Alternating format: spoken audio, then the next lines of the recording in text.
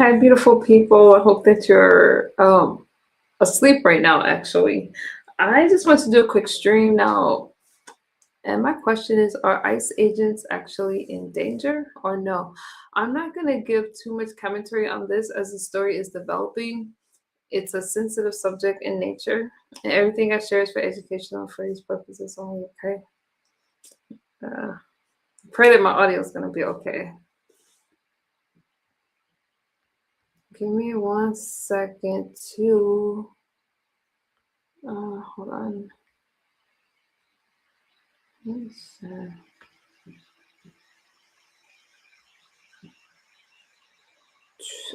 What's good, Chakra King Block? I think I'm having audio issues. I'm Gucci. Oh, hey, Bob.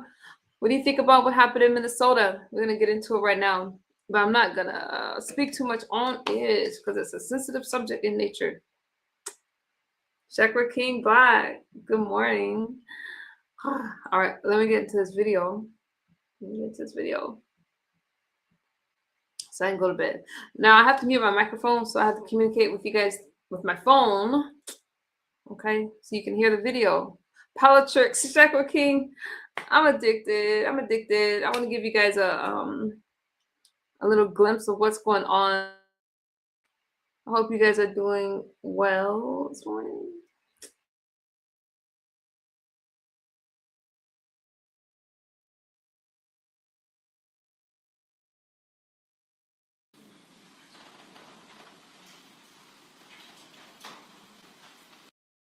We're seeing is the consequences of governance designed to generate fear. I had to learn about this tragic event.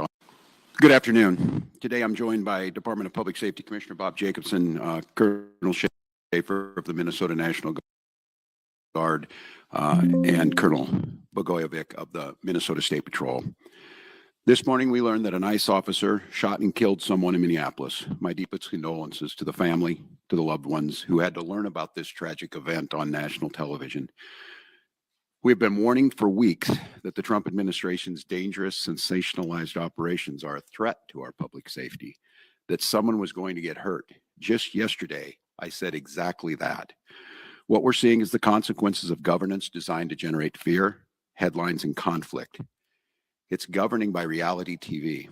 And today that recklessness cost someone their life. I've reached out to Secretary of Homeland Security Kristi Noem, and I'm waiting to hear back. Let me be clear. Donald Trump and his administration may not care much about Minnesota. That's been pretty evident. But we love this state. We won't let them tear us apart. We'll not turn against each other. To Minnesotans, I say this. I feel your anger. I'm angry. They want a show. We can't give it to them. We cannot. If you protest and express your First Amendment rights, please do so peacefully as you always do. We can't give them what they want. The hearts and minds of the people in this state are on our side. To Americans, I ask you this, please stand with Minneapolis. To Minnesotans, know that our administration is going to stop at nothing to seek accountability and justice. The State Bureau of Criminal Apprehension are working on the investigation. We have activated the State Emergency Operations Center. State Patrol and Minnesota National Guard leadership is connected with the Minneapolis Police Department, the St. Paul Police Department, Hennepin County Sheriff's Office, the DNR, and Minnesota's Homeland Security and Emergency Management. We have activated dozens of members of the State Patrol's mobile response team. And from here on, I have a very simple message. We do not need any further help from the federal government. To Donald Trump and Kristi Noem, you've done enough. There's nothing more important than Minnesotan safety. I've issued a warning order to prepare the Minnesota National Guard. We have soldiers in training and prepared to be deployed if necessary. I remind you, a warning order is a heads up for folks. And these National Guard troops are our National Guard troops. They're teachers in your community, they're business owners, they're construction professionals. They are Minnesotans.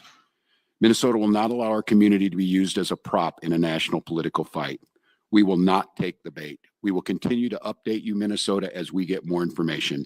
Now I'd like to turn it over to Commissioner Bob Jacobson of the Minnesota Department of Public Safety.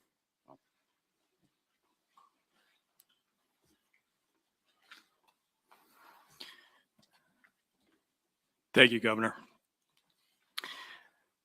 As the Governor mentioned, my name is Bob Jacobson. It is my honor to serve as the Commissioner of the Minnesota Department of Public Safety.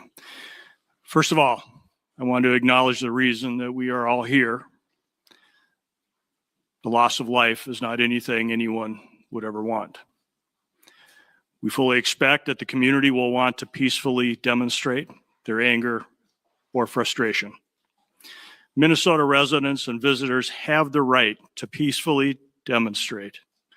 We recognize that demonstrations are often driven by strong emotions, beliefs, and certainly a desire to be heard. Our role is to help ensure everyone can express themselves without anyone getting hurt. The Minnesota Department of Public Safety's role through the Minnesota State Patrol is to ensure safety, protect constitutional rights, keep roads accessible, and above all, to prevent harm. Our top priority is public safety. Our focus is keeping demonstrators, community members, drivers, and law enforcement safe, especially during moments of heightened tension or uncertainty. Demonstrations must remain safe and lawful, particularly around roadways.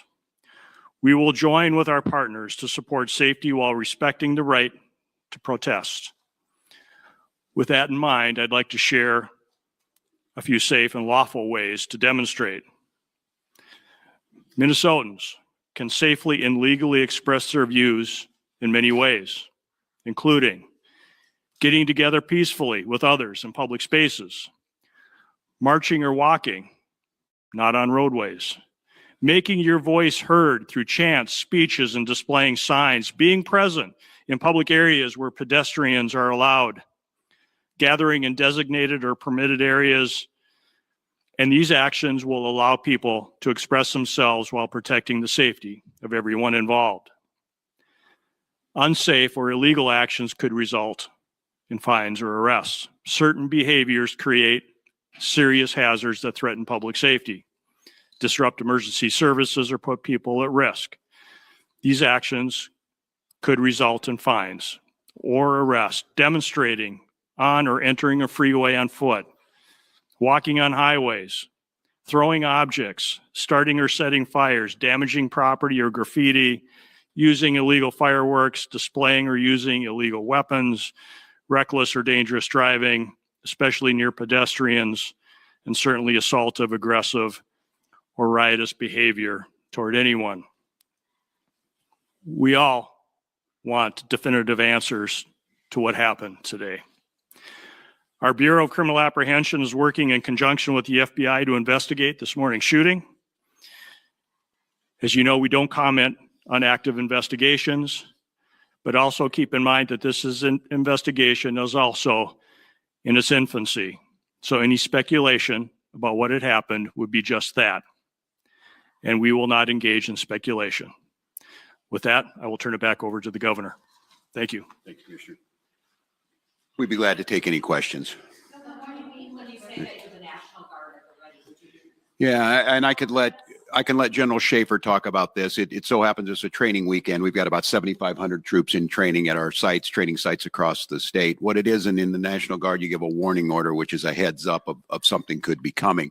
That just allows people to think about what they would need, what it would mean to mobilize, what it would mean to put them in. And I could let the general talk a little bit about this. Obviously, since the summer of 2020, we had a lot of work done on teams being ready to make sure that civil unrest, and what that means, and I think Commissioner Jacobson was very clear, and I want Minnesotans to hear this from me. The desire to get out and protest and to speak up to this administration of how wrong this is, that is a patriotic duty at this point in time, but it needs to be done safely. And I think the commissioner simply just laid out some of those parameters. We can do that. This is the peaceful resistance that we need. Simon, you want to say a few things about what that means to have them on the ready? Yes, sir. Thank you, Governor.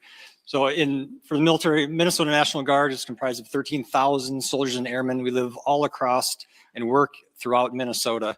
A warning order is just an initial step to increase your preparations. The Minnesota Guard is always prepared to respond and support state agencies and the citizens of Minnesota.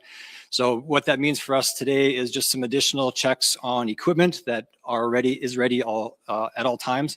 and maybe some additional phone calls to service members who might be activated, but no activations. We are embedded with our state agencies here at the Operations Center to just continue parallel planning in the event that we are needed to support. Thanks, Joe. And I would make note, Mary, and to Minnesotans on this about the National Guard, they're there to protect you and protect your constitutional rights. These are our neighbors. They don't wear masks. They don't bust in from somewhere else. They're not here to cause hassles to you or what we saw today, the tragedy. Having them at the ready to make sure, because when we see these types of things happen, and we saw it after the murder of George Floyd, there's folks that want to cause chaos. There's the disruptors in it. And while the vast majority of those protests were peaceful expressions of their First Amendment rights, there were those that destroyed property and put people at risk. The National Guard is there to make sure that peaceful protests are able to be done, and that those that want to do the destruction are stopped from doing that. Yes. What is your threshold for activating the National Guard? You're saying about large scale demonstrations, Yeah. but the demonstrations at these ICE raids have been increasing in tension to the point where we saw one shot yesterday. Yeah, and well, and I think apparently by a federal agent, not by Minnesotans who were there to express their First Amendment rights. I think we've seen this to have folks ready. The gatherings that were down there today, I think this shocked everyone. People showed up as they should. There's people putting flowers down on a memorial. There's people expressing their anger. It's just as these situations develop, we decide when we need to move these people out. And I think the local reporters know well on this, but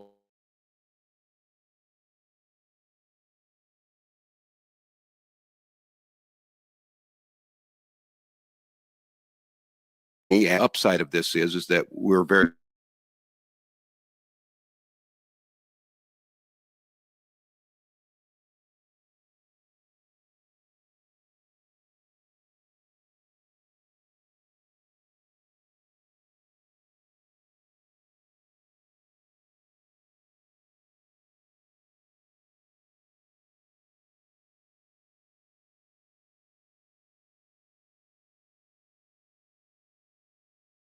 no, we're going to be down here. This is going to happen. We don't have that. So when you see local law enforcement or state patrol, or if it would take the National Guard, we're there responding to the chaos they've created too. But our role is to make sure that we're protecting Minnesotans so that something like this doesn't happen.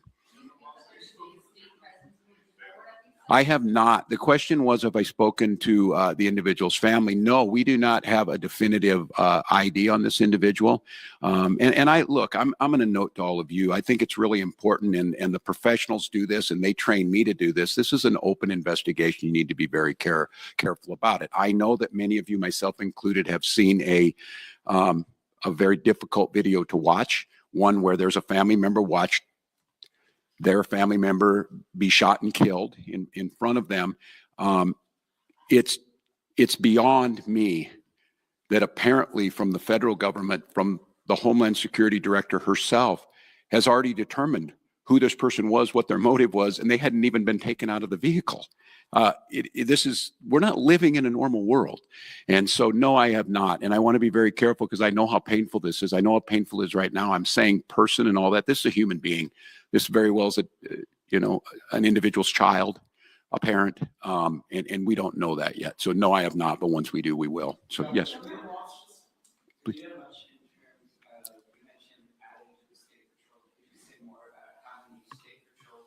Colonel, would you like to do that? Colonel? So the governor was mentioning mobilizing more of the state patrol. How many state patrol people are on the ground in Minneapolis right now? Should there have been more state patrol people on the ground like a couple of weeks ago when I was came? So the question was, how many state patrol troopers have been deployed to the city of Minneapolis? Right now, we don't talk typical numbers because that is considered security information. We do have a specialized team that does deal with crowd control.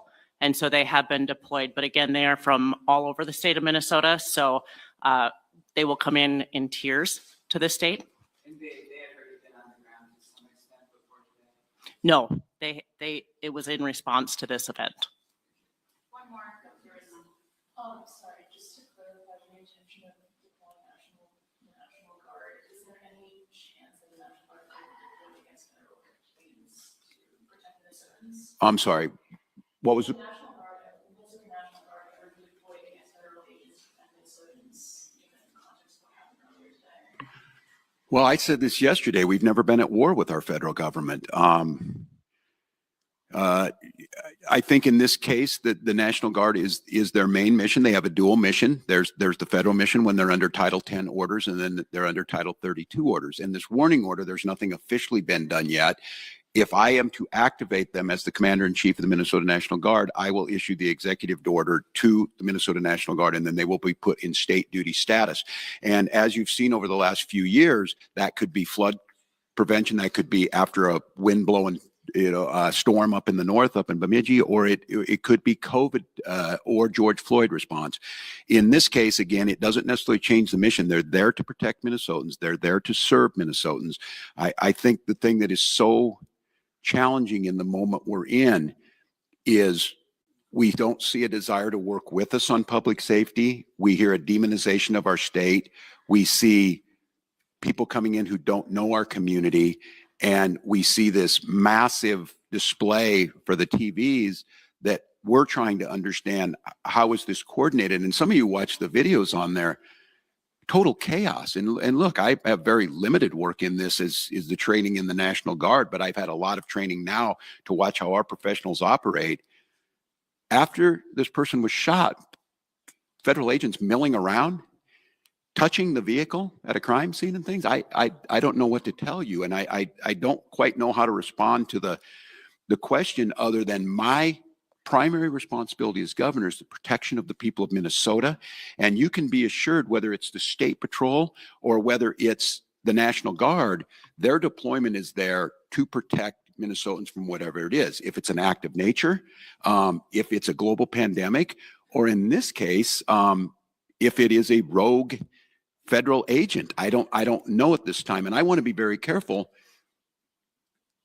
It's unprecedented that we have the federal government's already determined exactly what's happened here and the motives of an individual that we don't even know the name. They don't know the name.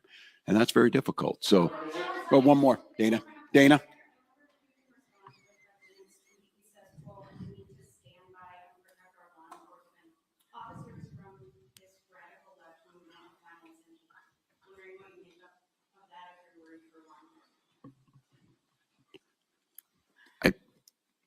Look, and I understand the uniqueness of this moment in this week, following this week, seeing what's happening in the backdrop of a show hearing in DC. My job is to govern, and my job is to see what the facts are. This happened a couple of hours ago, and we're already pitting American against American. All of you saw a video in your eyes. We have a chaotic situation caused by the largest deployment in American history of federal agents into a community with no communication to locals. We had a chaotic situation where an individual is in their car, shot and killed. And so, look, I want to be very cautious here because Donald Trump will make this about me. He will make this about politics. This is about public safety, and this is about normalcy. To Americans who are watching this, if you're in Portland or you're in LA or you're in Chicago or you're wherever they're coming next, stand with us. Stand with us against this. This was so preventable, so unnecessary, and I don't know. I hope. Maybe we're at the McCarthy moment. Do you have no decency? Do you have no decency?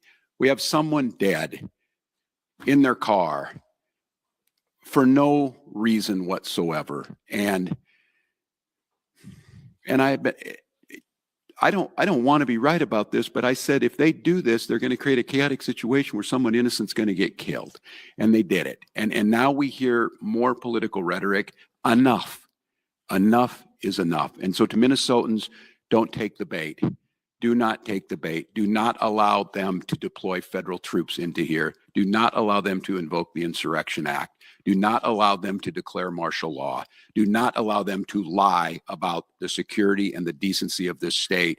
And let's let this investigation play itself out. Let's make sure we protect our neighbors. I encourage you to use your First Amendment rights and all of your constitutional rights, but do so in a peaceful manner. We'll gather back with you as soon as we gather more information that needs to be put out. But again, stay safe, Minnesotans, and we'll be back with you. Thank you, Bob.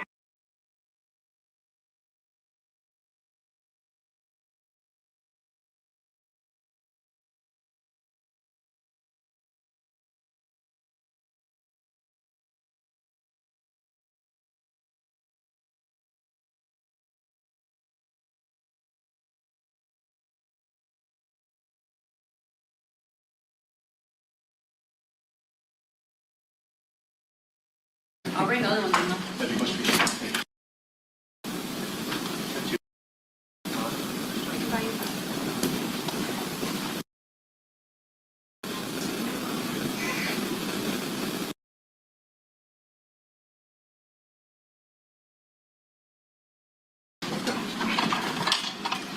Check one.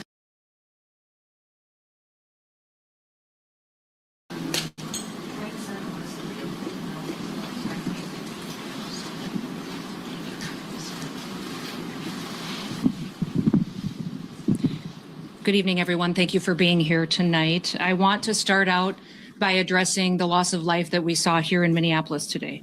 Any loss of life is a tragedy, and I think all of us can agree that in this situation it was preventable. I've spoken to the president today on the situation here on the ground. I also just got off the phone a little while ago with Governor Walz and spoke to him as well. I want to reiterate first with all of you the facts of what happened today. At 10:25 a.m. Central Time, Immigration and Customs Enforcement were carrying out lawful operations here in Minneapolis. Because of the adverse weather that Minneapolis has seen in recent snow, one of the vehicles became stuck and ensnared in the snow. Law enforcement were attempting to push out this vehicle, and when a mob of agitators that were harassing them all day began blocking them in, shouting at them, and impeding law enforcement operations. ICE officers and agents approached the vehicle of the individual in question, who was blocking the officers in with her vehicle, and she had been stalking and impeding their work all throughout the day. ICE agents repeatedly ordered her to get out of the car and to stop obstructing law enforcement, but she refused to obey their commands. She then proceeded to weaponize her vehicle, and she attempted to run a law enforcement officer over. This appears as an attempt to kill or to cause bodily harm to agents, an act of domestic terrorism. The ICE officer, fearing for his life and the other officers around him and the safety of the public, fired defensive shots. He used his training to save his own life and that of his colleagues. He was treated at a local hospital, has been released, and is now with family.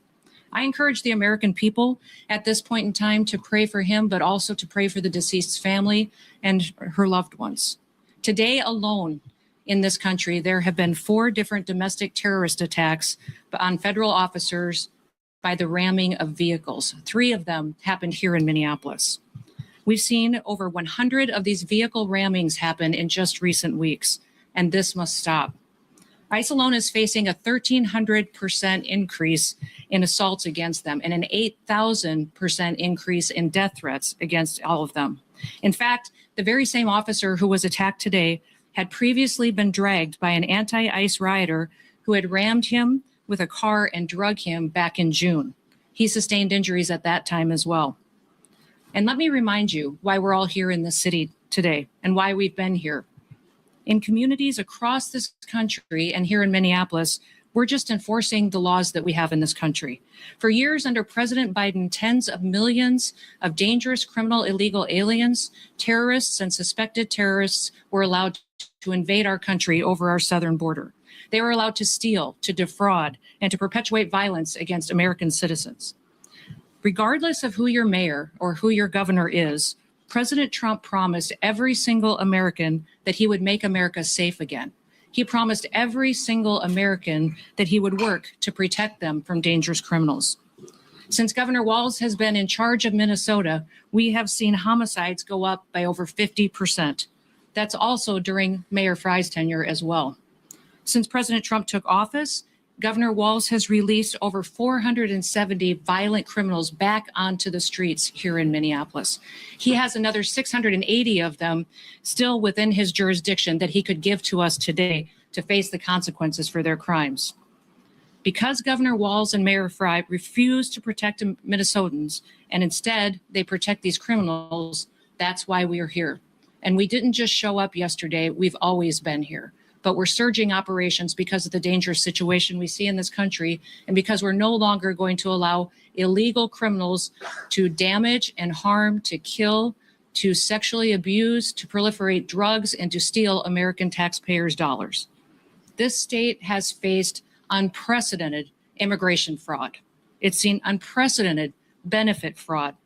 Individuals were allowed to come into this country and set up fake companies and fake nonprofits and divert billions of dollars away from American citizens and those vulnerable citizens who truly needed the services from those programs. This city has burned before, and your mayor and your governor let it happen. President Trump is not going to let that happen. He and our federal law enforcement officers are here to bring peace and to bring public safety and to ensure that criminal activity is stopped and that people who perpetuate it will face consequences. Since we have been here in recent weeks, we have arrested over 1,500 criminals off of the streets. Our law enforcement has arrested murderers, known and suspected terrorists, child pedophiles, and other brutal criminals that were protected here in this city. We should all work together to protect our citizens. We should all protect the men and the women and the families who live here in Minneapolis, who live in Minnesota, and live throughout this entire country. I want to thank you for being here, and I want to thank you for focusing on the important work that our federal officers do and make sure that we're focused on the priorities of this country, and that's making sure that we're keeping people safe. With that, I'll take any questions that you may have. Secretary, now Mayor Fry called the claims of self-defense BS. How do you respond to that? I say that he doesn't know what he's talking about. It's very clear that this individual was harassing and impeding law enforcement operations. Our officer followed his training, did exactly what he's been taught to do in that situation, and took actions to defend himself and defend his fellow law enforcement officers. Secretary, can you expand too on the agent's injuries? The president said that he's lucky to be alive.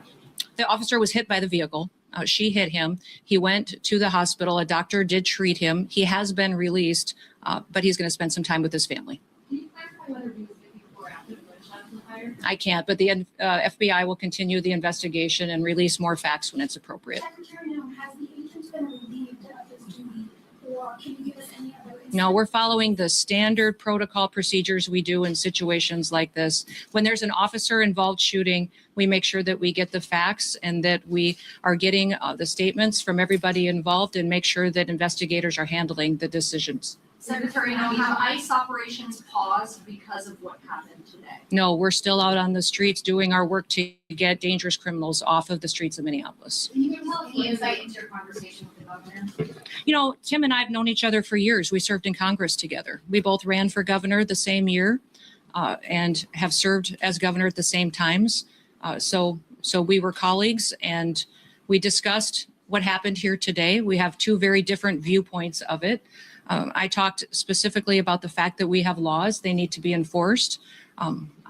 He knows that I believe sanctuary policies have protected criminals and placed a priority of them over the citizens that live here. And he knows we'll continue to do our work. And I encouraged him to work with us. We've never had a cooperative arrangement with law enforcement here.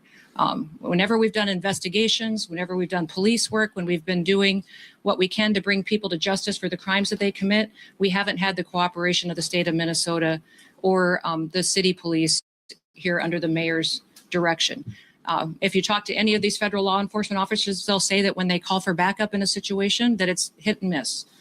They were grateful today that the police chief and local law enforcement showed up at the scene and helped secure it to make sure that nobody was harmed and that the FBI could do their work. But I would encourage them to work with us, that we could form a partnership that would make sure that individuals have the opportunity to have a safe Minneapolis. Secretary, will body Over here. Do you stand behind the use of force, and will any of those use of force guidelines be altered or changed in the future? You know, it's clearly established law that a vehicle driven by a person and used to harm someone is a deadly weapon. Deadly force is perfectly lawful when a threat is faced by a weapon.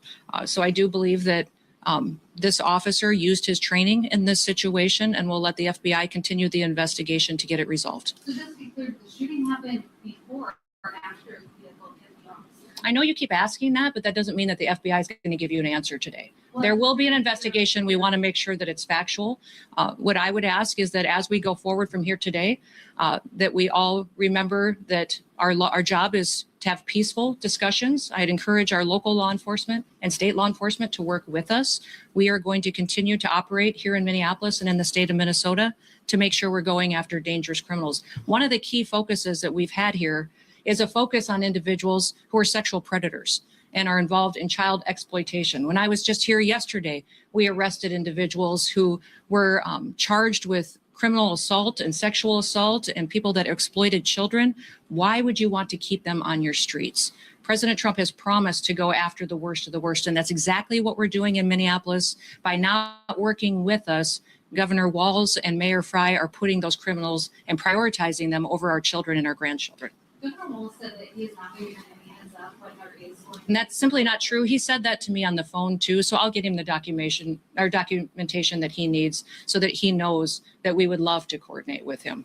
He doesn't give us access to any information on criminals, let us know who he's detained, doesn't honor our detainers, and has individuals and criminals in his jurisdiction that he won't turn over us today too. Yes. You mentioned that the officer involved today was once before raped by a vehicle. Can you explain the difference between that instance and today? Was a firearm discharged then? If not, what was the big difference? I won't speak to that case right now, but we can get you the details and the information on that. But the facts of the matter is he's an experienced officer. He's been in situations like this before, and he certainly has been out there and followed his training today. Given the threat of vehicle encounters, are you going to change the way things? You know, people need to stop using their vehicles as weapons. Are you going to change the? This domestic act of terrorism to use your vehicle to try to kill law enforcement officers is going to stop. And I'm asking the Department of Justice to prosecute it as domestic terrorism because it's clear that it's being coordinated.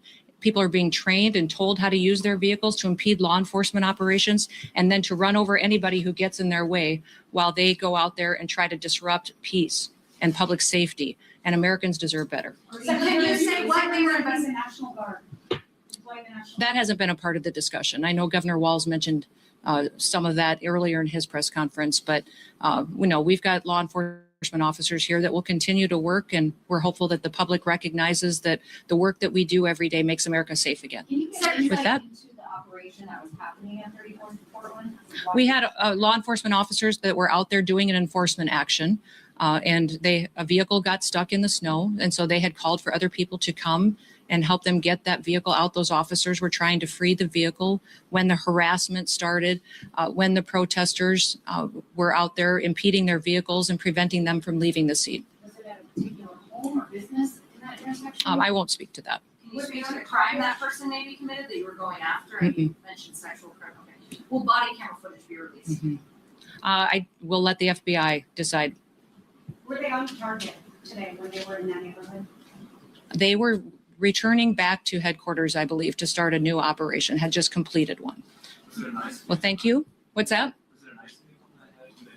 I was one of the vehicles that ICE officers were using. But remember, when we operate in a task force model. So we have other federal agencies that work with us, and we're very grateful for that. We have CBP officers, the FBI, DEA, ATF, all of those all work with us every day in a task force model, and we appreciate it. We'd love to have the state police, and we'd also love to have the Minneapolis police chief and his team be alongside of us while we're out there doing those enforcement operations. Were the agents later? With that, we'll get you more information as it is revealed, but thank you and everybody. Let's work together to make sure that we can continue to help the city be safer, get more criminals off the streets, and ensure that our public has the opportunity to pursue the American dream in a city they can be proud of. Thank you.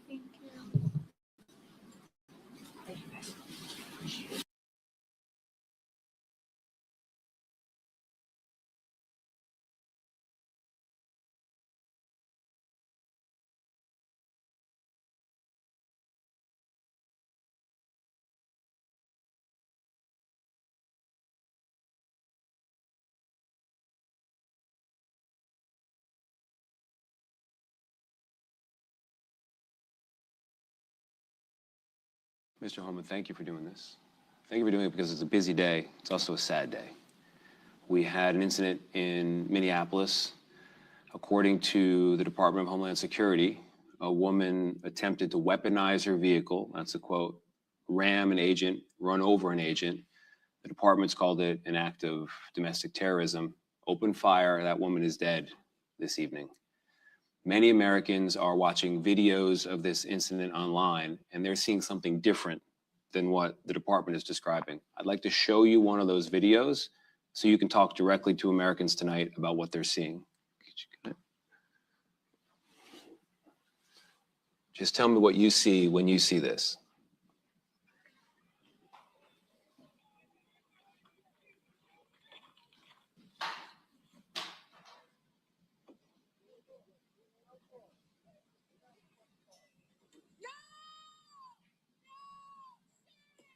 There's the shot.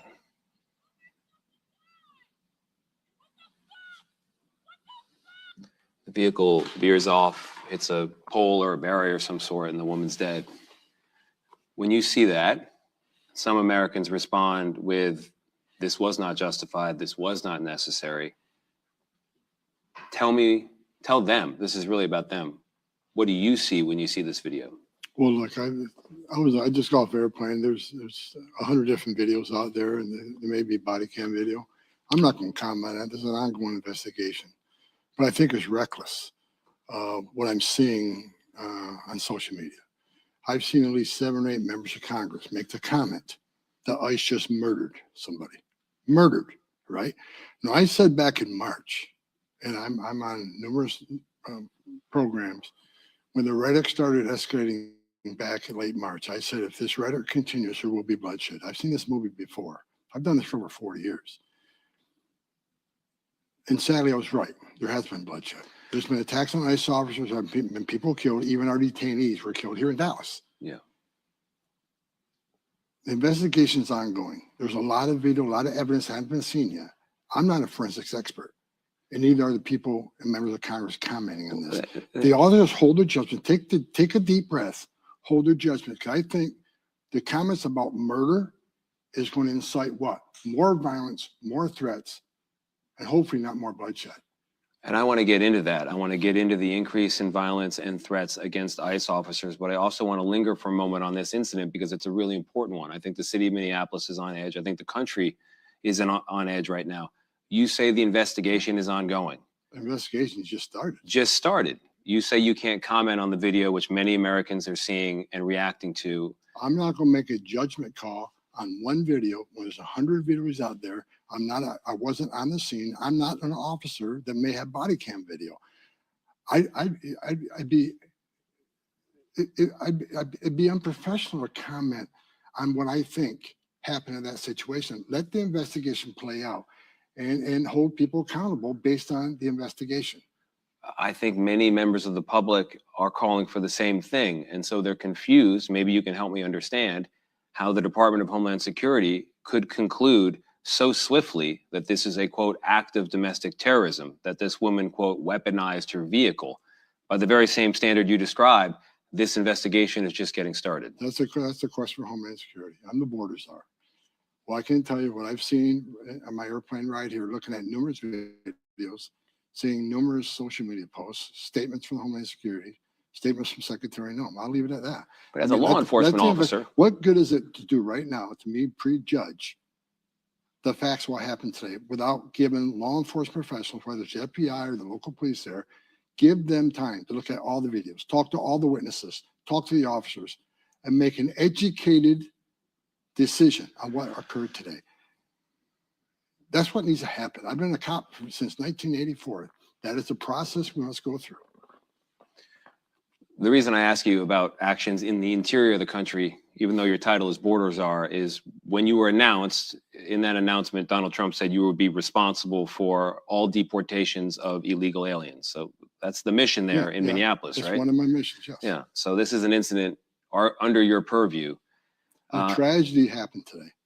Sad tragedy.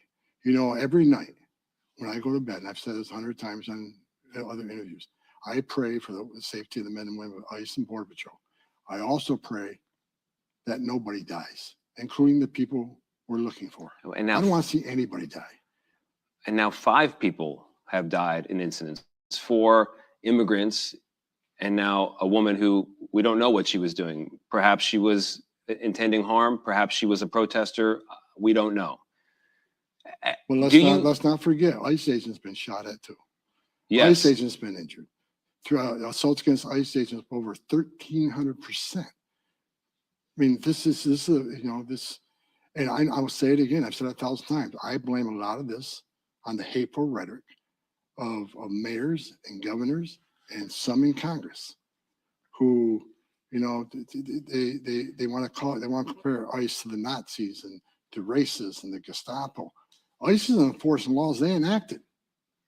ICE isn't making this up. So if a member of Congress saying, ICE, you're enforcing laws we enacted, you're a racist.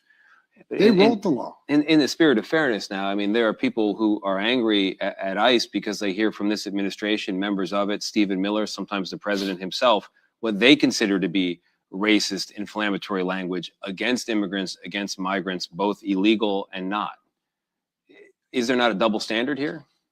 What racial rhetoric are you talking about from the administration? I'm not going to litigate comment by comment here. So I'm just I saying. don't see any racial, right away, the left wants to pull that, the race card. It has to be racist. ICE isn't doing anything different than it did for decades. The problem is the last 4 years, ICE wasn't able to do the job. ICE is out and the data proves it, even though a lot of the media don't want to talk about accurate data. Nearly 70%, I think it's like 68 point something percent of everybody ICE arrested is a criminal. Sorry, what percentage? Just below 70%. I think it's 68.7. Is a criminal, has a criminal record. Is a convicted criminal pending criminal charges. Right. So 30% are not. And so part of the And reason. who is that 30%? 30%, a lot more national security cases who don't have a criminal history because their whole game is to lay low until they do the dirty deed. A lot more final orders. These are people who had due process at great taxpayer expense, were ordered removed by a federal judge and didn't leave. Yeah. We're looking for them. The message we can't send to the rest of the world is enter the country legally. It's a crime. Don't worry about it. Have due process, show up in court or don't show up in court, get a final order. Don't worry about it. If that's the message we send to the whole world, you're never going to fix this problem. What the bottom line is this: President Trump has illegal immigration down 96%, which means 96% less people are now coming, which means less women are being sexually assaulted by members of the cartel, less children and the most vulnerable are dying making that journey, less fentanyl is getting in the country to kill Americans. Sex trafficking women and children have declined increasingly. So secure borders saving lives. The message we're going to send to the whole world is that there are consequences for violating the laws. And one of the reasons we have the most secure border in the history of this nation is not only because of men and women of Border Patrol is doing what Mr. Holman, I've been down Trump's there. doing. But a lot of the reason we have the most secure border in history of this nation is because ICE operations. They're sending a clear message. There are consequences for violating our laws. I want to get back to the mission, your effort to make it effective, and the question of safety. Given the situation now in Minneapolis, the level of public anger, the videos that when many Americans see them, they see either unnecessary violence or they see excessive force. Do you believe that this mission in Minneapolis and nationwide can still be carried out in a way that is effective for you, but at the very same time, safe for everyone else? Yes. And we're going to continue the mission. The mayor of Minneapolis. You can protest all you want. You have that right. But you can't impede. You can't interfere. You certainly can't assault ICE officers or threaten to assault them. So we're going to continue this mission. These videos that for months and months have been going around that people watch and they share and they say, look at this case of excessive force. Again, I'm not going to litigate any particular incident or ask you in detail about it, but I'm curious, you've seen these videos. I'm sure you've seen more than is even public. Have you seen any examples of clear excessive force displayed by ICE agents and officers in the field? No. During the whole administration? Things that I've seen? Yeah. No. And when I hear things, I see a story that an allegation is made, I follow up, make sure that it's being fully investigated. But I haven't seen one ICE officer found guilty of anything inappropriate. Look, I'm not involved in every arrest. I reckon thousands of arrests a day, over 2,000 a day on average. I can't be aware of every ICE arrest. I trust the men and women of ICE and the Border Patrol are well trained. They get Fourth Amendment training every 6 months. I'm putting my faith in them that they do the right thing every day out there. And if they don't, they'll be held accountable. So help me understand then, what is your explanation for, if you say all the cases you've ever seen, all the videos that you've ever had pop up on your social media, all this stuff, you've never seen an example of excessive force. What in your mind explains the public anger and frustration with ICE and some of its tactics? We've seen it in polling, you see it in the streets. What's your explanation for it? I think it was lost based on false media reporting. I think it's the hateful rhetoric being pushed by mayors, governors, and members of Congress. Like, for instance, I read a story last night that a majority of people ICE arrest, matter of fact, less than 10% of people ICE arrest are criminals. Really? I look at the data every morning. I read 22 pages of data. I see exactly what's going on. So when the people are looking at social media posts and media posts are simply not factual at all, not even close, they get a judgment, right? They read something, okay, this is happening. Well, it's not happening. 70%. I mean, Washington Examiner just came out. They looked at all the data. I look at the data every day. A lot of people are being misled. And I think a lot of videos out there, what happened 30 seconds before that video? What happened 30 seconds after that video? So now you are commenting on the video. These are questions When that you I would see have. videos, you just ask me if I see them being inappropriate. Yeah. No. But you don't know what happened 30, either do I. Yeah. So I'm not going to comment on something I don't see, but as what I've seen and through my reviews, I haven't seen ICE officers act inappropriately. So as a former, We're going to enforce the laws, and we're going to do it without apology. so as And a, if you get in the way, you step over that line, you're going to be prosecuted. You will be arrested. That's what I see every day. I see impediment. I see interference. I see ICE officers and Border Patrol agents being attacked. so that video I showed you, it's conceivable in your mind, based on your training, based on your role as former acting director of ICE, that officer may well have been acting in self-defense. That's your view of this? I'm not going to comment on this ongoing investigation Okay. that just started. Let the investigators do the job. The governor of Minnesota has described the federal presence there, the ICE presence, as like an attack, like an invasion. The mayor says it's causing chaos in the streets. He says, quote, "Get the F out of Minneapolis." Assuming that you're not going to do that. Well, first of all, he's causing chaos on the street. You want less ICE agents in the street? Then let us in the jail. They're sanctuary city. Let us arrest that public safety threat that you decided to lock in a jail cell. You made that decision. Let ICE officers tuck that person. Because when you get fingerprinted, or you get arrested tonight, you, me, or anybody else, you get fingerprinted, your prints are run against NCIC. They also run against DHS databases. So we know this person sitting in that jail right now that we have a warrant for, or is a prior deport. Give us access to that person. When you're done with them, let us have them. That way, safer for the public, because you're not releasing public safety threats back into the public. It's safer for the officer, and it's safer for the alien. Let us in the jail. So, I've said it 1,000 times ever since this, I've been doing this job. Let us in the jail. There's no downside to that. But the sanctuary city politicians say, well, we're a welcoming community. We're a sanctuary city because we want victims and witnesses of a crime that are in the United States illegally feel safe to come to us with fear we're not working with ICE. That's crap. Victims and witnesses of crime don't want the bad guy released back in the neighborhood either. And we're not looking to talk to the victim and witness. We want to talk to the guy that they locked in the jail cell. That's what we want. The more of that we can do, the less interior enforcement community operations we have to do. I want to ask you a kind of a bald question here. I mean, just a straight up question. You're telling me you've never seen in your tenure any example of excessive force. You're telling me you've not heard any comment from any member of this administration that is inflammatory or racist or in any way demeaning toward the immigrant community. That's what you're telling me. I know, because I've talked to people out there all over the country, a lot of Americans are going to hear that and they're going to be yelling at their television. They're going to be saying that the idea that there's zero, there's nothing there, you're calling them crazy. I'm not calling essentially. anybody crazy. I'm telling you what I know, what I've seen. And I told you, there are over 2,000 I guess arrests a day. I it can't sounds see like- every arrest. But it just comes down to zero issues, zero problems, zero comments. It's just not believable to a lot of people, including myself. No, there's nothing that you would have ICE do differently. In any of these cases, we've seen all of these videos.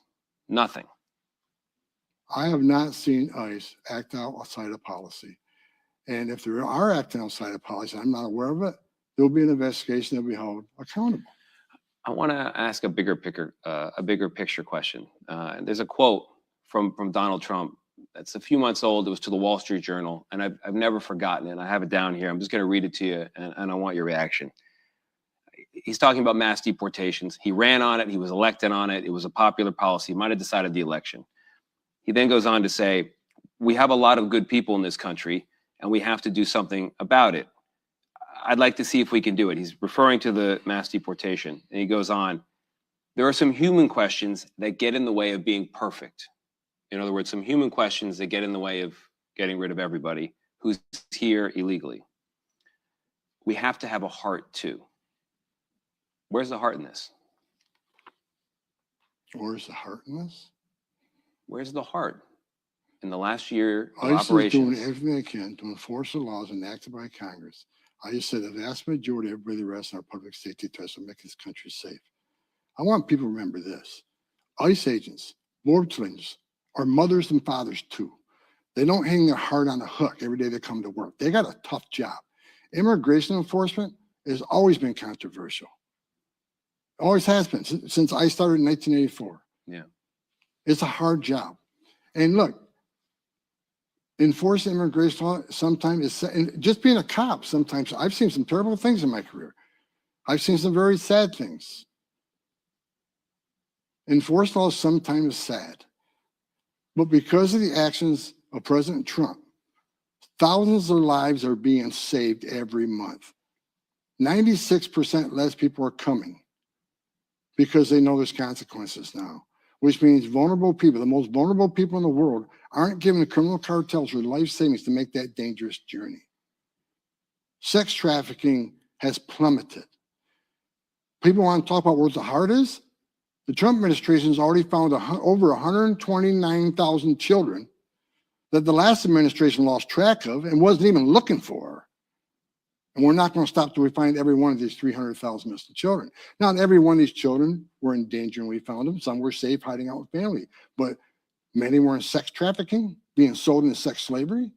Many were into forced labor. That's the heart. The heart is a secure border saves lives. The heart is less sex trafficking is occurring. The heart is we're finding missing children. The last administration released without properly vetting who their sponsors were. Mr. We're Holman, looking for these children, and a lot of the addresses we're going to are parking lots and supermarkets. They didn't even bother not only vetting the sponsors, they didn't even check the address where these children were going to. Mr. Holman, everything you're describing is the reason why mass deportations and the removal of criminals was a popular issue in the election. I heard about it constantly on the campaign trail. People elected Donald Trump to enact that. That is all But don't true. make the statement that this administration has no heart. I did not make that statement. I'm You said, asking where's the heart? because of the I'm telling you 30%. where the heart And I'll is. tell you what I hear from voters when I'm out there and why this shows up in polls. There are many millions of Americans who have come here illegally. They crossed without documentation. They're now in the country. But while they crossed illegally, they have lived here morally. They have worked hard, they have married, they are members of their community. Wouldn't your life and the life of your officers be a lot easier if there was a path to normalization for those folks? Is that something you can imagine supporting? Let me ask you a question. Is that the way it should be? Enter the country illegally, it's a crime. Let me tell you No, something. no, let All me right, then finish. You asked okay. the question. Yeah. Well, hide out long enough. Go have a U.S. citizen child and you're immune. You're above the law now. No consequences. People continue making that journey and more people are going to continue to die. What I'm saying is If you come to this country, hide out long, if you're successful, hide out, that sends the bad message to the rest of the world. Either don't show up in court or ignore a judge's order. We are a nation of laws. And what do you say to the millions of people that are standing in line, taking their tests, doing their background investigation, paying their fees? They're sitting in the back seat because people who cheated the system, you crossed the border legally, you cheated the system, put yourself in front of the line of all these people coming in legally, and you want to be treated better than them. What's that say to millions of people trying to play by the rules? If you want to be part of the greatest nation on earth, the first action shouldn't be violating our laws and disrespecting the laws of this country. It's a good question, and here's the honest And response to President it. Trump has said there are discussions ongoing with like farmers and other things. And remember Trump 45 came up with a DACA fix. Who shut it down? Nancy Pelosi and Chuck Schumer, because they didn't want to give money to the wall. I don't want to get away from this key question, right? You ask, is that the way it should be? Should people who crossed illegally, Is it okay to enter is this it country okay? legally, sir? do we say it's okay? good? Is it okay to enter this country legally? Let me answer this one question. Is it okay to enter this country legally in violation of law? This is why I'm asking this question. For the history of this country, let me get this out. My family, many millions of families, the vast majority of families, in fact, here in America, crossed either before 1920, when there was no limitation, you just came over, they got you in. 98% of the people who came to Ellis Island walked down the gangplank, welcome to America. After the 1920s immigration restrictions, people came over from the unwanted countries of Southern Italy and Eastern Italy, or Southern Europe, Eastern Europe, and they were here illegally. A lot of Irish, a lot of Czech, a lot of Italians, a lot of them in Texas. Guess what? The US government normalized them if they hadn't committed crimes. Fast forward to the 1980s, we had a lot of immigrants from Latin America. They had crossed illegally. They were here morally, in their lives after the crossing. They were normalized by the million, by the Reagan administration. This is how we've always actually done it in America. So what you're describing in your question is a change. The world is different. The world is different. Let's just look at the last President Trump, Trump 45. How many people on the terrorist watch list were apprehended crossing the southern border? In 4 years, 14. How many are in Joe Biden? Over 400. We got 2.1 million known, 2.1 million known gotaways, caught on video traffic, drone traffic, central traffic. 2 million people paid more to the criminal cartels to get away. Why did 2 million people pay more not to get all the free giveaway? Because if you pay less to the cartel, say, look, I'll pay you this lesser amount, turn myself into a green uniform, be released within 24 hours, get a free airline ticket to the city of my choice, get a free hotel room, get 3 meals a day, get free medical care, and get work authorization after 90 days. Why did 2 million people choose to pay more not to take advantage of that giveaway program? They didn't want to be vetted. They didn't want to be fingerprinted. This just scared out everybody. This world is different today. We know, and Tulsi Gabbard has been clear about this, we have thousands of people that are terrorists in this country, and we're trying to find them. The world isn't the same it was back then. And here's the issue. When the Biden administration created this humanitarian crisis on purpose, it wasn't an accident, it wasn't incompetence, they meant to open that border up. They overwhelmed the Border Patrol. And you've been down there many times. On average, 70% of agents were pulled off the line to deal with this humanitarian crisis. And the criminal cartels took advantage of that. It created gaps. That's when the sex trafficking women and children went sky high. That's when the gang members crossed with no impediment because Border Patrol was off the line. That's when the fentanyl came across, killed 250,000 Americans. That's when the no inspector terrorists skyrocketed. I wake up every day, go to bed every night, knowing we got over 2 million known gotaways. Who are they? Where they came from? So it's a different world today. A secure border means you have stronger national security. A secure border saves lives. One final question on Venezuela. Clearly, the Maduro regime was dangerous in the eyes of the US government. We just launched a raid to remove him. At the very same time, the administration has removed protections for Venezuelans here who fled that danger. How does that make sense? Well, like that's, you know, the Secretary of Homeland Security and the State Department works very closely on that. But I will say this, temporary protective status. I've been doing this since 1984. I don't think I've ever seen TPS be temporary. Gets extended. The law clearly says when the condition of the country change, then that TPS should end.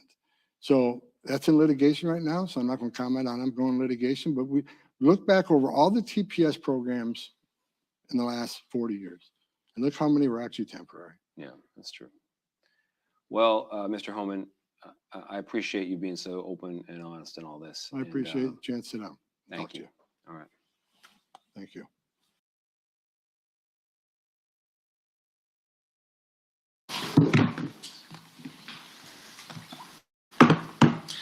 Good afternoon, everyone.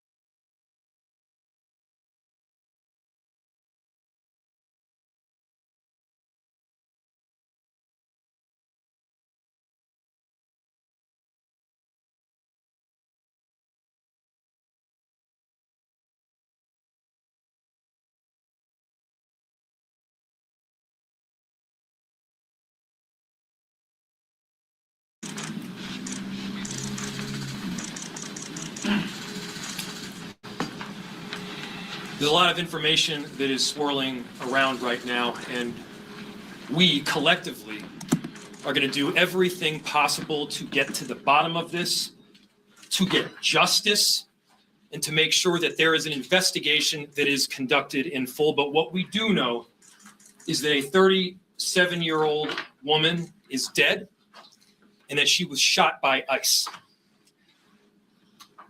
We've dreaded this moment since the early stages of this ICE presence in Minneapolis. Not only is this a concern that we've had internally, we've been talking about it. They are not here to cause safety in this city. What they are doing is not to provide safety in America.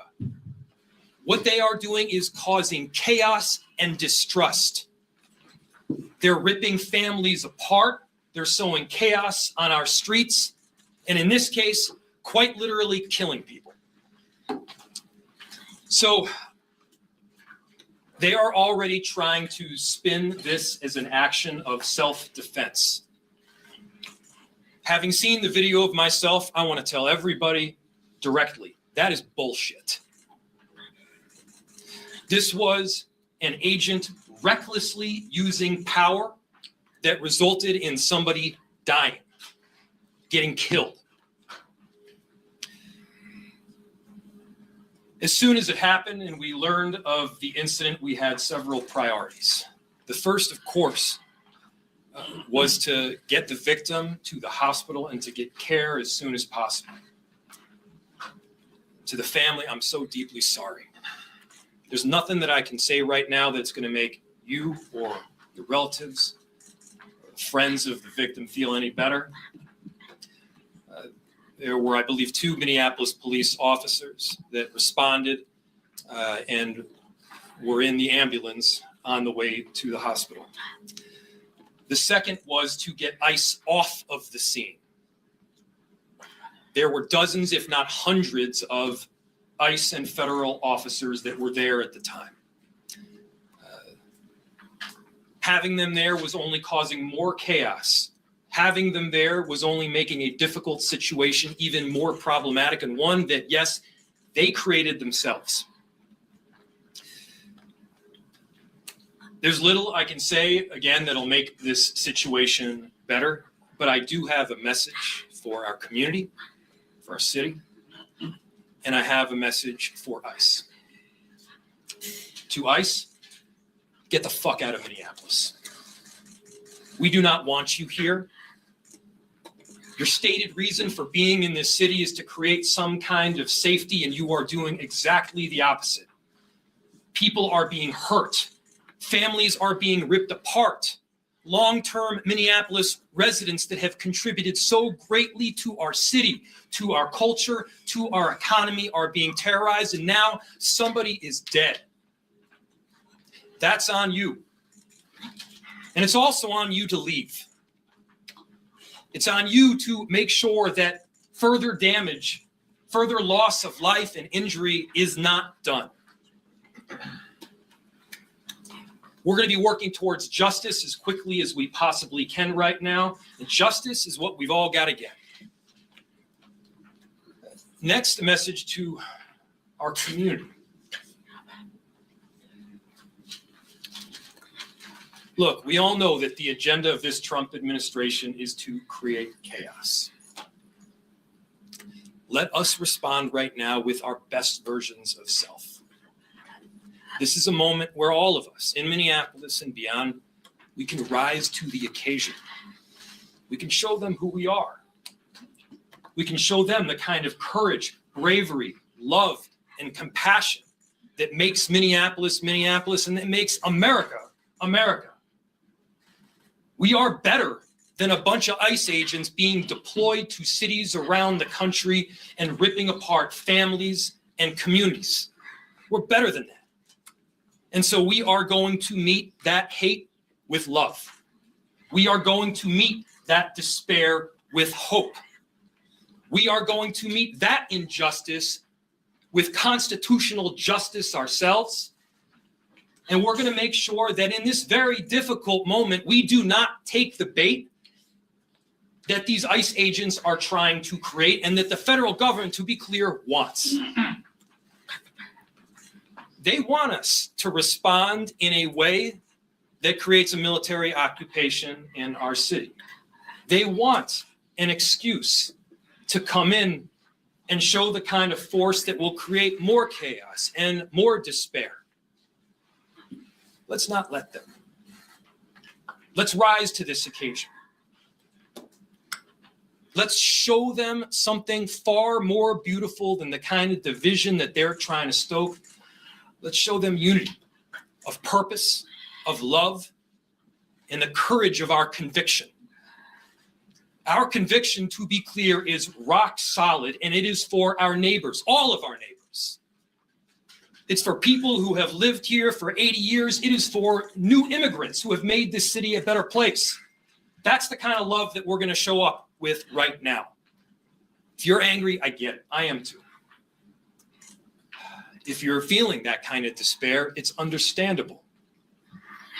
Let's show them who we can be. Let's show up with peace. To march, to protest, to hug one another, to love all the way with peace. Do not give them what they want.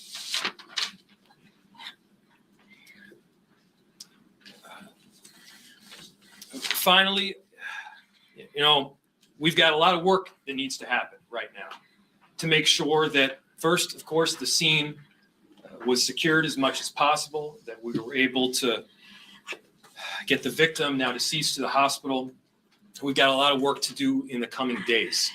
I want to thank our city enterprise for the work that they have done, but more importantly, what they're about to do, because this is going to be heavy and our city has been through a lot.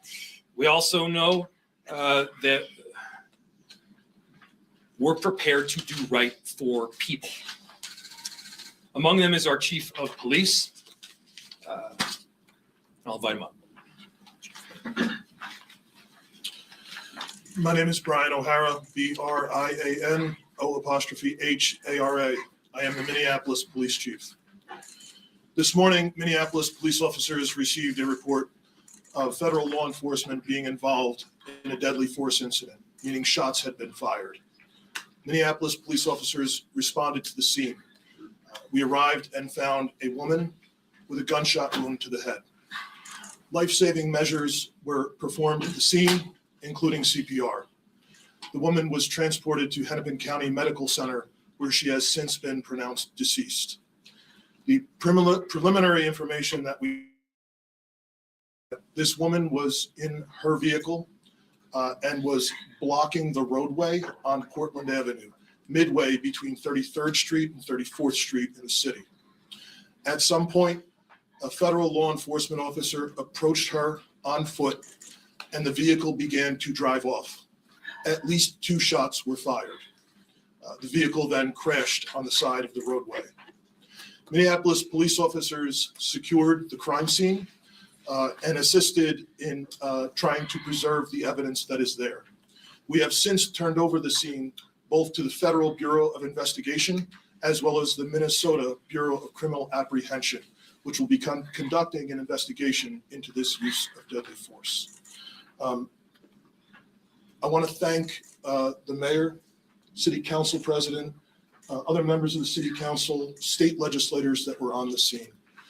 This has been a very difficult time for everyone in the city. And this is obviously a very, very tragic situation where a woman has lost her life.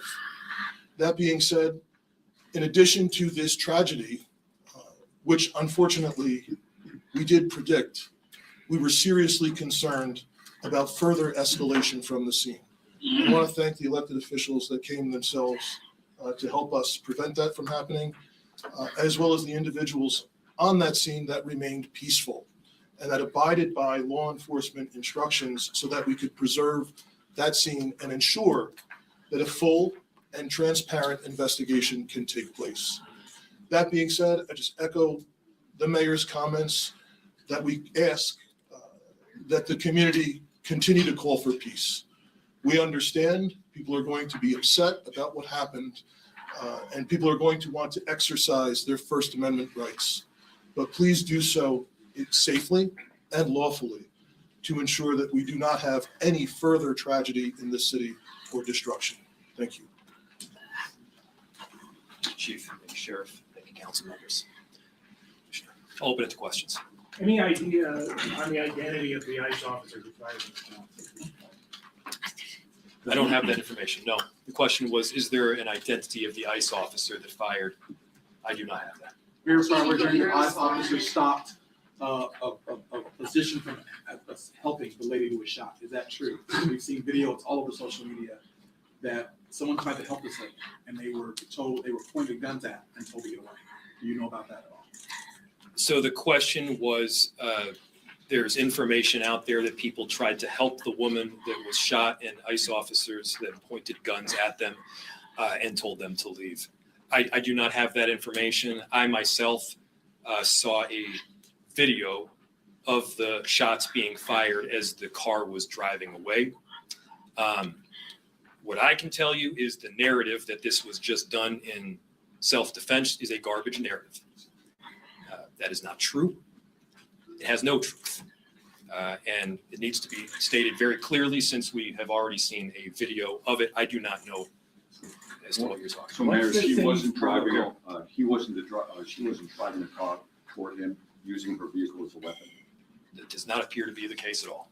What's the city's protocol when an observer or an activist calls 911? They say an agent's following them or an agent's pointing a gun at them. How does the city of Minneapolis handle that situation going forward, considering what just happened today? Repeat it one more time. I missed the first part of what you said. I'll turn it over to you, Chief. What does the city do when someone calls 911 and a federal agent's pointing a gun at them, that sort of thing? I'll turn it over to the chief. The question is, what does someone do when a federal agent is pointing a gun at them? Chief. So if I heard you correctly, the question is about when people call 911, yes. What is the city's protocol in these situations? We've had a very dramatic increase in 911 calls related to this activity. We have a protocol in place that has been evolving as the situation has been changing. And at this time, there is a designated supervisor that is on duty 24/7 that fields those calls. And we do everything that we can to ensure that they are appropriately prioritized, with the priority being placed upon the protection of life and safety of everyone in the community. Can you tell us any more about the woman who was fatally shot? Was she there as a legal observer, protester, bystander? What do you know that you can share? So the question was, what can I share about the deceased? There is nothing to indicate that this woman was the target of any law enforcement investigation or activity. This woman was in her car, and it appears then blocking the street because of the presence of federal law enforcement, which is obviously something that has been happening, not just in Minneapolis, but around the country. She appears to be a middle-aged white woman. Chief, just about a month ago, you said these unplanned and questionable tactics by federal agents would result in someone being killed at a press conference right here. Do you consider today's tactics in line with that, or do you just have a generic response to the fact that somebody is now dead? The question is that I had previously made several statements about being concerned about the tactics being employed. I am obviously very concerned that I have been told that a woman who was sitting in her car blocking the street and not the target of any enforcement activity is now deceased. However, I do not know, to be clear, I do not know the exact circumstances of the shooting, but I would tell you in any professional law enforcement agency in the country, I think they would tell you it's obviously very concerning whenever there's a shooting into a vehicle of someone who's not armed. But it also is something that is possible. At times, it is justified. But it is very concerning, and it's something that most law enforcement agencies in the country train very intensely to try and minimize the risk that law enforcement officers get placed into a situation that the need for deadly force would be necessary. Has there been any indication of that need in this case? I didn't hear the Like, question. has there sorry. been any indication of the need to shoot into the vehicle? The question was any indication about the need. I guess getting back to the justification of this, I have not seen any information other than what I have. Chief, was she alone in the car? Were there children in the car with her? The question was if she was alone in the car. I know that I got there shortly after this call came in. I did not see anyone else with her while I was on the scene. However, I've since been told by our officers that have been with her the entire time that a spouse has arrived at the hospital. Mayor, just curious if you're thinking about contacting federal authorities to register your concerns about this, I mean, personally making phone calls, et cetera. Yes, we've been on the phone all morning. As soon as we learned about this, again, there were a series of priorities that we needed to go through. The first, of course, is to keep people safe and to help the victim in any way that we could. The second was to get ICE off of the scene. There was the notion that ICE agents would be necessary to create a perimeter around the scene itself. They themselves were creating the kind of dysfunction and chaos that they claimed to be trying to help with. And so the message that we delivered very clearly was to make them leave. Now, beyond leaving the scene, they should also leave our city and our state.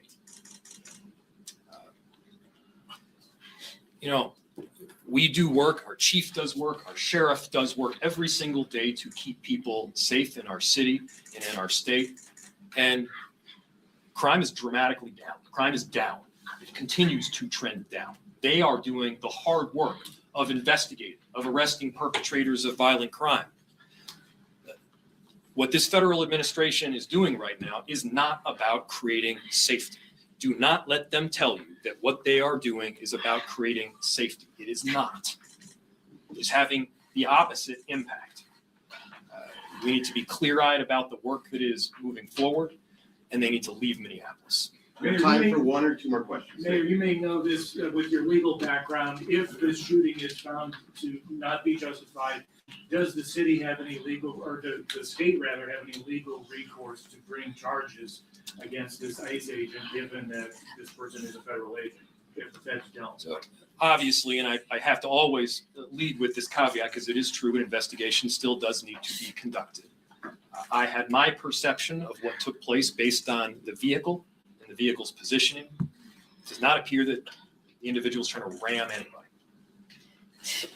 Now, The question was, if it is in fact found to be an unjustified shooting, who issues the charge, who prosecutes, how does justice take place? I don't know the answer in full to that. This is obviously information that we're still working out. Chief, do you have any additional information, or Commissioner?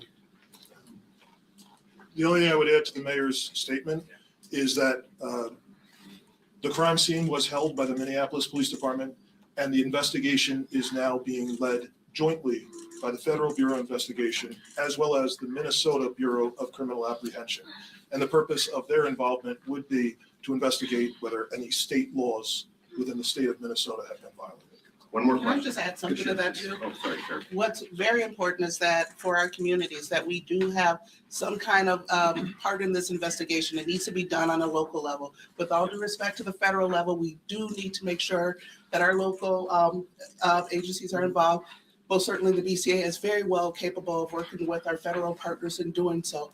That is something that is needed for our communities. And so that's something that I can tell you that there's already been conversations from the U.S. Attorney's Office to the BCA that have already taken place today. How that's going to roll out, we don't know yet, but we are making sure that there is some kind of local entity, namely the BCA, that has a part in this investigation for the purposes of transparency and expedient transparency as to what happened today. One more. Okay, that's it. Thank you, everybody. Final Got piece, it. yeah, Go ahead. again, thank you. Thank you, everybody, for coming. Thank you to the media for being here and disseminating this very important information around this tragic incident. To reiterate, a final message to our community members. I understand the anger.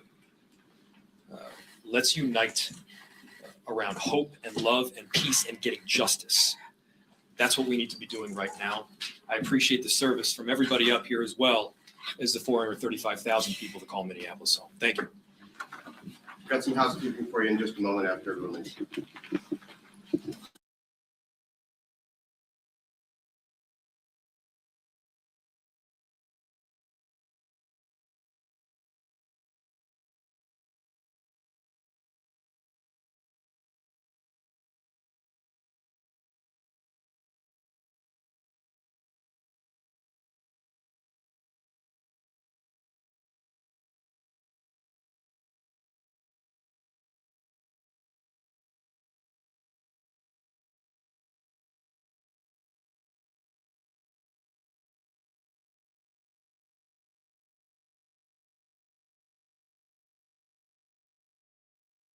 I want to bring in Mike Tobin because he's down there on the street where this is happening.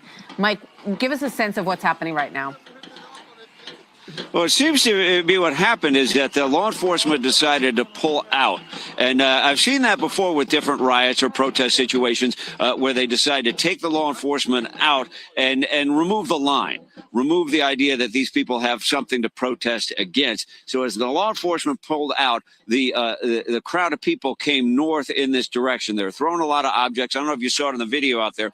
One of the larger vehicles had windows broken out of it. So we saw a lot of objects being thrown, and the crowd here, again, we're ballparking at about 400 strong. By the way, I see some of the people with the black hoods and the face masks, indicative of Antifa. But that would be, you can never tell. They don't have a uniform. They don't carry cars when they're with Antifa. They just kind of dress that way from time to time. But what you have at the situation or at the scene here where the shooting happened, the crowd is largely dissipated. They're now marching north along the road where the shooting happened. So that's the scene. Law enforcement pulled out. They're now turning the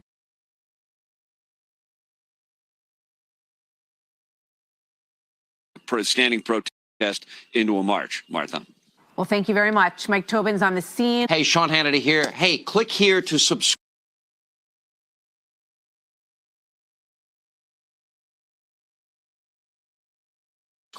to Fox News YouTube page.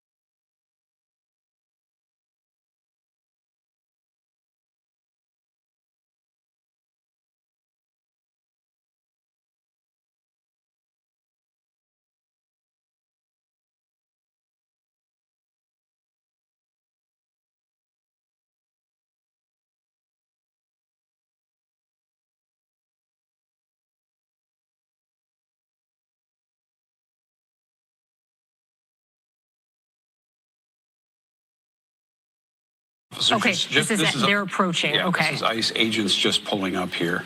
The vehicle is Lower right there. right. And it happens so fast that it's hard to see what takes place in this particular video, but that is the front angle. And then we have also obtained some video from behind where it happens, but that is the vehicle that belongs to the woman who was killed today. And as Randy said, there were 3 agents in particular surrounding the car. It's unclear why she was parked at an angle in the street or what was happening in the street at that time. We do know that as they approached her vehicle, one agent told her to get out of the car, and then we see the car start to move, and then we hear the shots. So that video you just saw is the one that President Trump also viewed this afternoon as well. And post watching that video, the president did put out a statement. I believe we have that for you.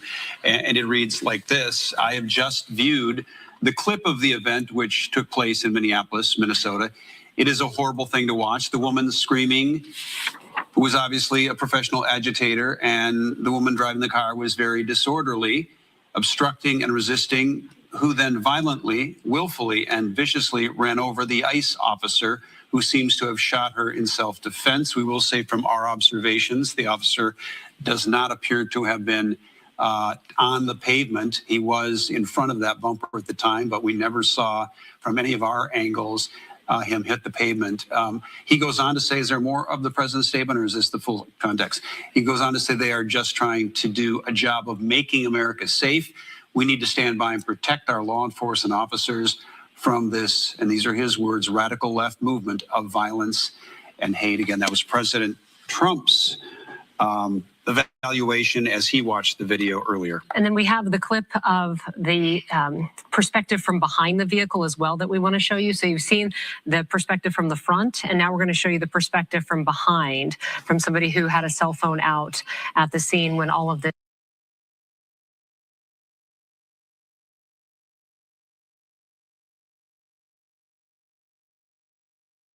Very quickly, we're going to try to get to a point where we can maybe slow this down and show you some still shots. But as Randy was saying, we see all of the agents standing in the street, nobody on the ground. Again, that is the perspective from behind, and we've watched it several times. So again, that vehicle the woman was in is it's parked in the street. We don't know for how long though, and it was at an angle. And we know that ICE agents then approached that vehicle, and then the vehicle started to take off. Then after you hear the shots, it veers off into that parked car on the side of the street. Kristi Noem also issued a statement today, and I don't know if we can put it up on the screen, but just want to give you the perspective of all the different reactions that are coming in as a result of this shooting this morning. Noem saying it was an act of domestic terrorism. What happened was our ICE officers were out in enforcement action. They got stuck in the snow because of the adverse weather that is in Minneapolis. They were attempting to push out their vehicle, and a woman attacked them and those surrounding them and attempted to run them over and ram them with her vehicle. An officer of ours acted quickly and defensively, shot to protect himself and the people around him. My understanding is she was hit and is deceased, and we've confirmed that. This goes to show the assaults that our ICE officers and law enforcement are under every single day. Again, that is Department of Homeland Security Secretary Kristi Noem, and again, they have deployed about 2,000 ICE agents to the Minneapolis area in the last couple of days and have already made hundreds of arrests. And we know that they. And the same question, I should say, of how do we move forward in what's next? And in this case in particular, it's just a very interesting case, but because now you have ICE agents involved in what happened. And it looks like that they opened the street back up on Portland. Okay, so now we can see. Can we go back to that shot? It looked like they were. Yeah, as we're waiting for the 2:15 press conference. Let's go back to this because it looks like for the first time. Okay, it looks like they are throwing snowballs as the officers are leaving. So again, I believe it was a state patrol, and we did see some MPD officers who were leaving that scene. Hennepin County telling us that their sheriff's deputies have not been on that scene, but it looks like as officers are leaving the scene, just having some protesters or bystanders, agitators throwing some snowballs at them as they leave. We saw this earlier. We did. Yep, we saw this exact thing earlier, and this was targeted toward ICE agents at that particular time. But now, as you mentioned, this is MPD, BCA was on scene, the sheriff's department as well. And as this street is opening up here, you can see a lot of these protesters, these people in the community responding to this. And now we're having an aerial view here of what we have been seeing, what we did see earlier, and now it's once again, you can see them throwing some of those snowballs at those vehicles, some of which we can see have just drove off as well. Yeah.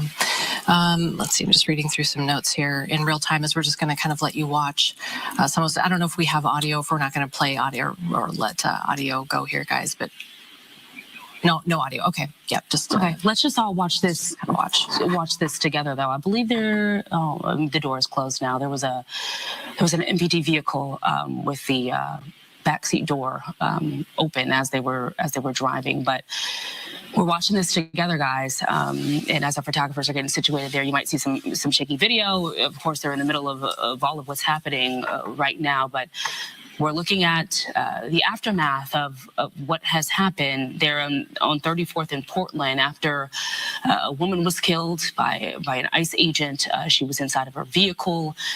There were 3 agents outside of that vehicle. There was some sort of exchange of words done. One of the agents tried to pull in her door handle. She then ended up driving off, and then those shots were fired. So we're watching, just kind of watching for anybody who, seeing how close they kind of get at this point. Obviously, they're throwing snowballs, and I guess I've never looked up the rule around snowballs. We know about things like spitting or pushing law enforcement, but I guess snowballs would be a new one. I haven't looked into that one, but to see if anybody sort of gets up close to any of these vehicles or impedes their progress to leave that scene. And that's where things could get really dicey and tricky, especially as we're watching these vehicles, these officers drive away. You have people right behind them. Hopefully they don't get in front of them, because then we can have a different scenario here. But now we're starting to get audio. You can hear some of the people screaming on the ground there. We have been hearing some of these protesters yell at these officers that have been here the last few hours or so. But for the most part, it was peaceful, at least within the last couple of hours. We did see a lot of chaos, though. That was around, 11 o'clock? In the 11 o'clock hour. Do we have that aerial shot again? You guys, can we go? Oh, okay, then we lose the audio. So the audio we're hearing is from that sort of on the ground shot.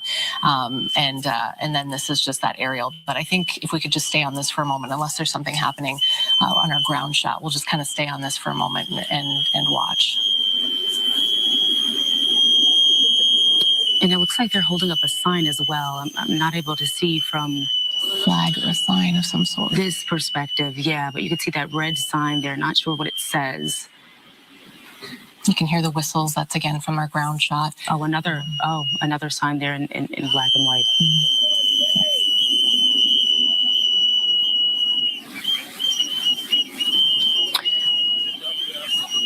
Also, something to mention, we are waiting for a press conference to begin with Governor Tim Walz.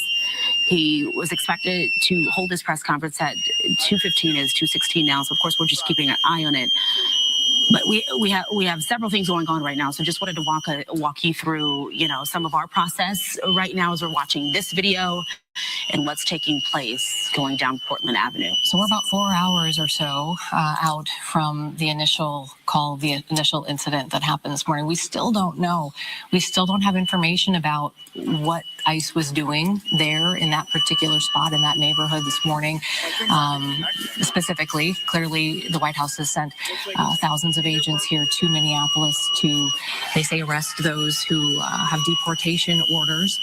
And so we know that is happening. We know there's a big surge. In fact, the acting director of ICE just yesterday said it is the largest ICE operation ever, the largest ever. So we knew this was happening.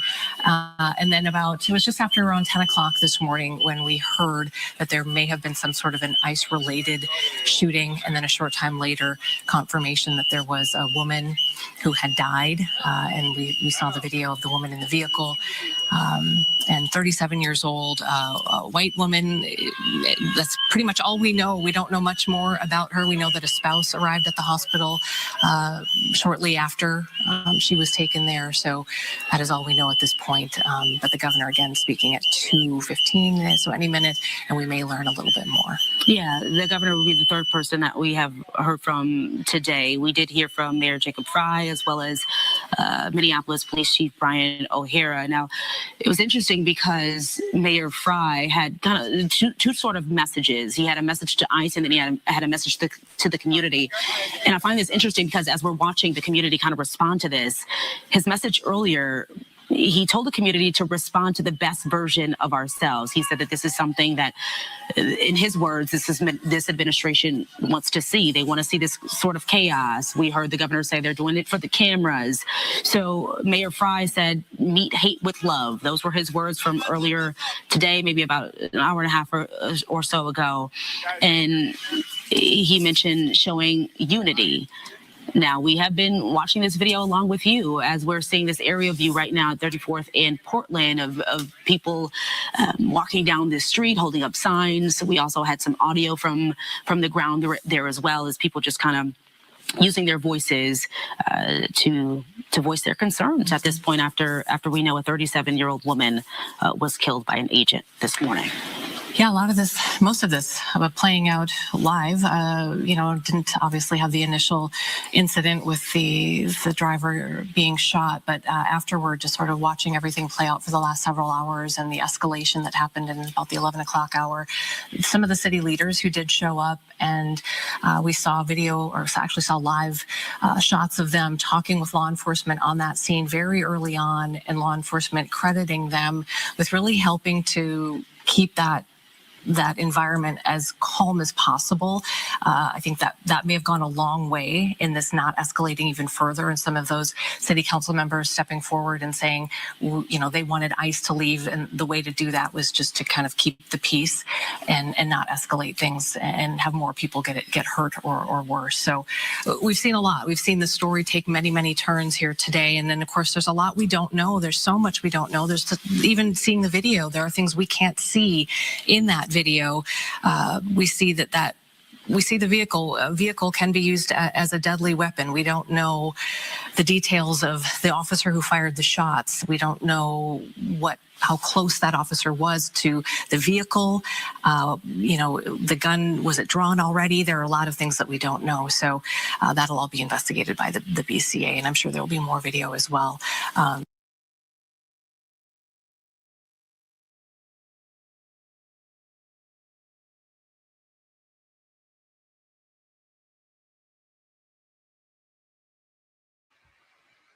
Hey, you guys, we got through it. Let me get to some of your comments before I go. I'm not really going to give any thoughts on that video because it's heavy. So I just showed you guys what was being said, what's happening right now you heard from the governor, you heard from the mayor, you heard from Tom Homan.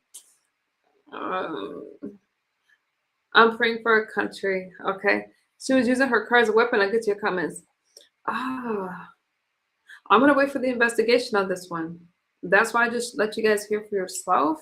And now I can't tell you guys, I am tired of Donald Trump being blamed for everything. I'm tired of Republicans being blamed for everything. We had to have ICE come in. ICE has to be able to do their job and get people that are illegal here out of here. So our crime rates have been lowered. However, I'm holding my thoughts on this. I don't know if it's excessive force. I don't know. I'm not going to comment on it. I don't know if she was using her car as a weapon. What I would like to see is the body cam footage. Right. So I'm going to wait on it.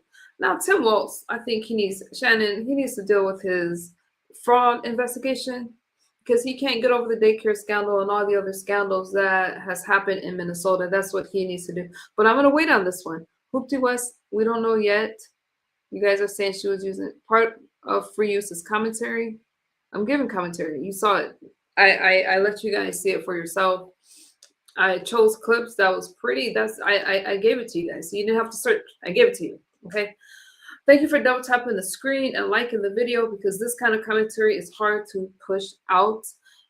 Regardless if you're a Republican or Democrat, you have the right to free speech and you have the right to a peaceful protest. My only question was, Was it peaceful? Why? Nope, not doing it. You have the right to a peaceful protest. That Minnesota has slipped. I know that area well. Really, Dr. Manhattan? Wow. I'd like to hear more about that. Mess around and find out these ICE demonstrators are actually insanely stupid. You know, some of them are getting paid to protest from billionaire companies. I'm not trying to lose my chin. Let me shut up. Please save the life. Blessings. They were. I'm not talking about this situation because I don't know what happened. We see a few angles, audio's muted, so you can't really tell what's happening in this situation. But again, you have the right to a peaceful protest.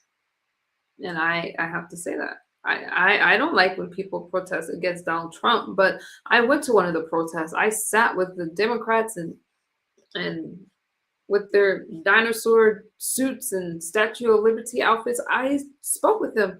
I liked them. We had fun. Okay. It didn't look like the Trump rally I went to, but it was okay. It was cool. It was cool. No judgment. The 3 shots was too many. Was it 3? Get Kronika? Was it 3 shots? This video shows the tires of Renee's car completely turned away from the officer. If she wasn't... I used to go to Prince's house and the mall all the time. It almost doesn't seem like the state now. Wow. Wow, Dr. Manhattan. It was 3. Okay. Okay. She was already half turned, then they stopped her. Austin, man. That's why I showed, I don't know if you guys, how long you guys were here, but I showed 2 views, from the front and from the back. I tried to find another one, but one of them was just too graphic. I'm not trying to lose my channel, you guys, but a life was still lost. You know, she has a family, she has people that love her. I don't think it should come to this. Let ICE do their investigation. Get out of the way. Get out of the way. But was it excessive? I'm going to hold back. I'm going to hold back. Right. Body cam. Say it again. Woman made bad decisions. Woman. Wow, you guys are cold tonight. I believe when Charles from. Oh, okay. Hoopty was. Okay. Act like an adult and maybe she would still be alive. Maybe she had a real job. How do you know she didn't have a real job? The factor of her car demonstrated in the damage she was posing on agents. You know, with their job and the pushback that they're getting, they could be hypersensitive. Maybe. Can anybody fact check me? I believe there is no body cam and there'll be no body cam release. Yeah, I'm curious too. Let's see. Was there a body cam in the Minnesota shooting?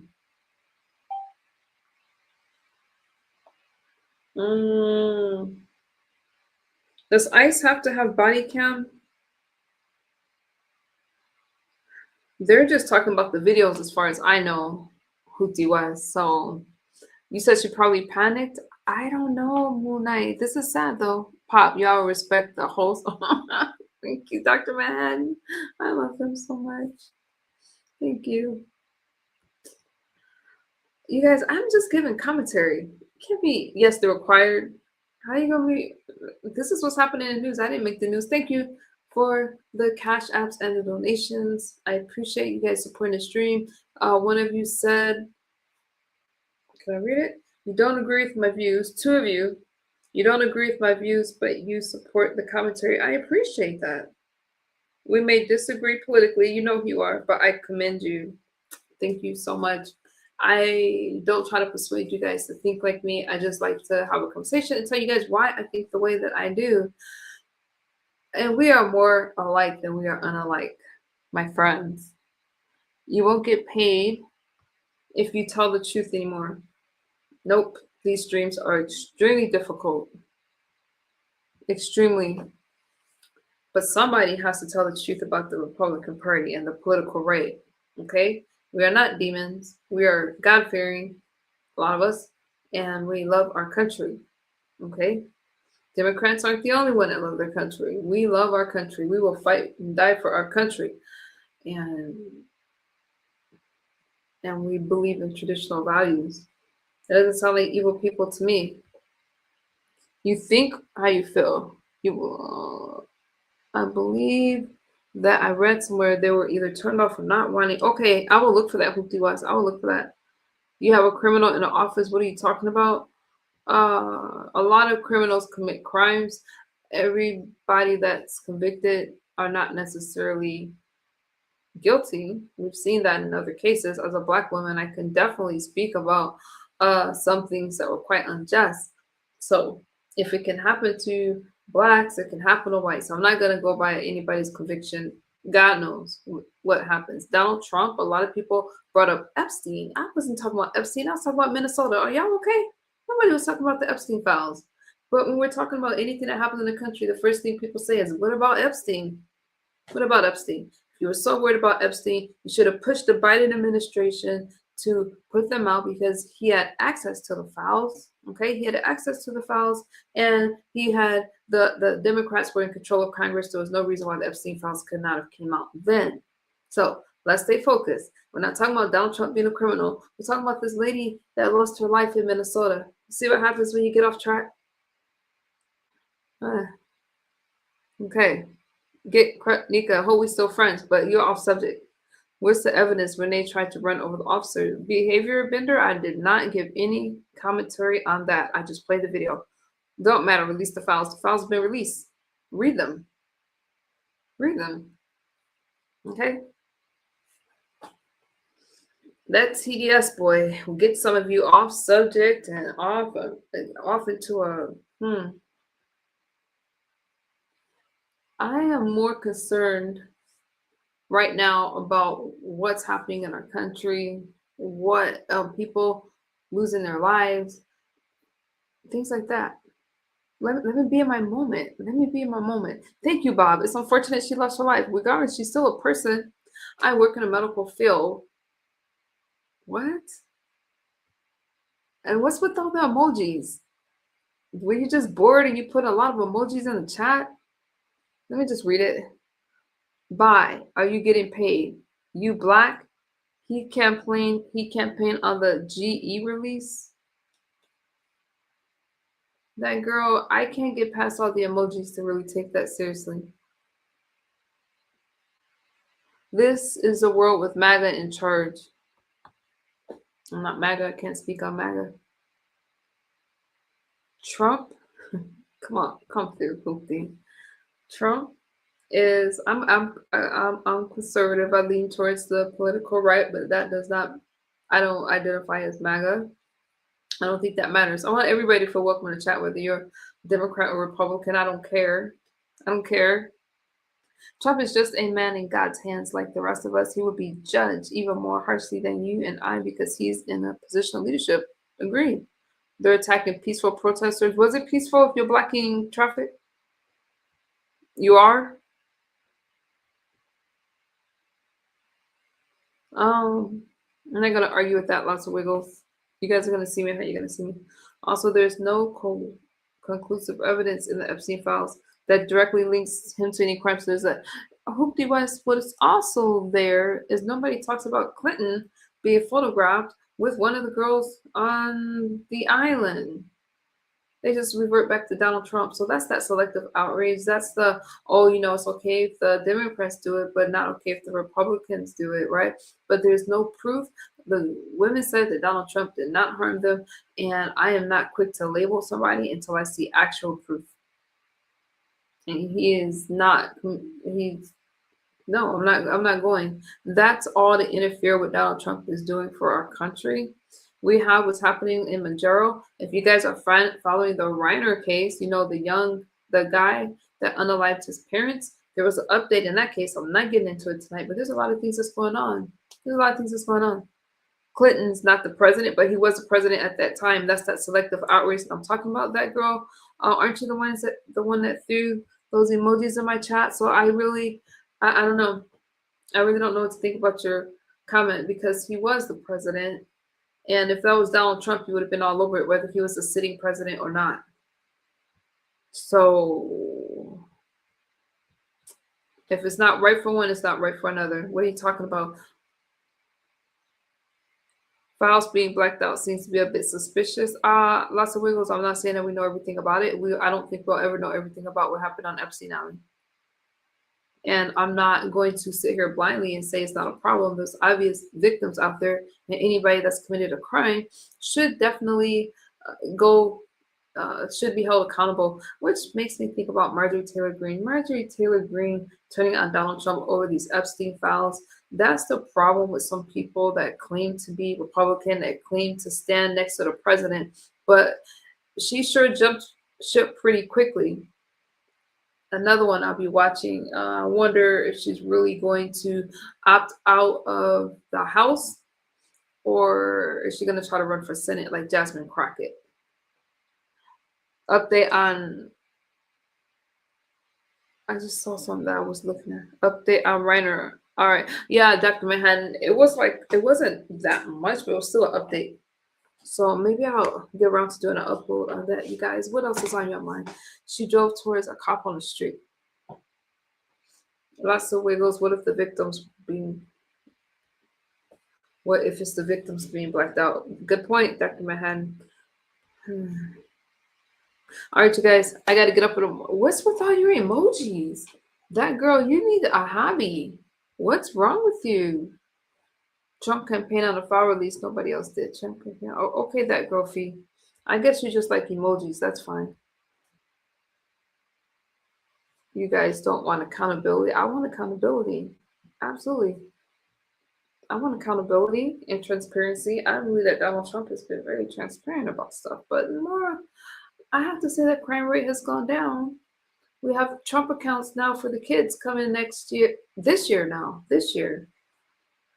I believe in May, we got the Trump accounts, we got Trump RX, we got prescription drugs being lower, because there's no reason why the United States should pay more for prescription medicine where other countries pay a lot less. That's just robbery for our country. That's taking advantage because they see us as this wealthy nation, which we are.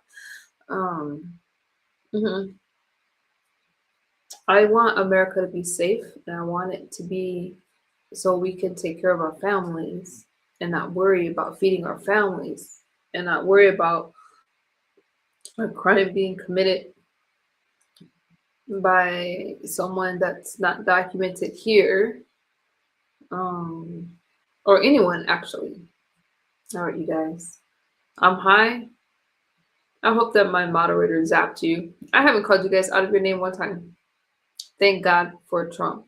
All right, you guys, I love you guys. We'll talk later. I got to get some sleep or I'm going to look pretty funny tomorrow because I got to be up in a few hours. But thank you for hanging out with me. Thank you for liking the video. You can please hype the video. I don't care what you guys do. I just pray that you guys are safe.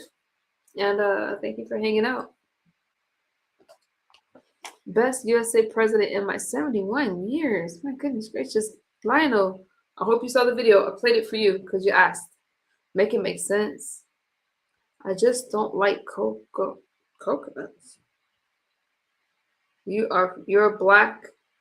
You are Spanish. Liar. It's convenient. Oh my goodness, that girl. Are you mad at me? What happened to all your friendly emojis? I didn't say I didn't have Spanish in me. I didn't say that. I never once said I didn't have Puerto Rican blood in me.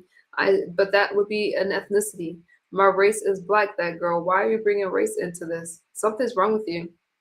I'm too tired to argue with you tonight, and I'm too tired to block you. Goodbye. Thank you, Lionel. Bye, you guys. Thank you, Dr. Manhattan. I appreciate you.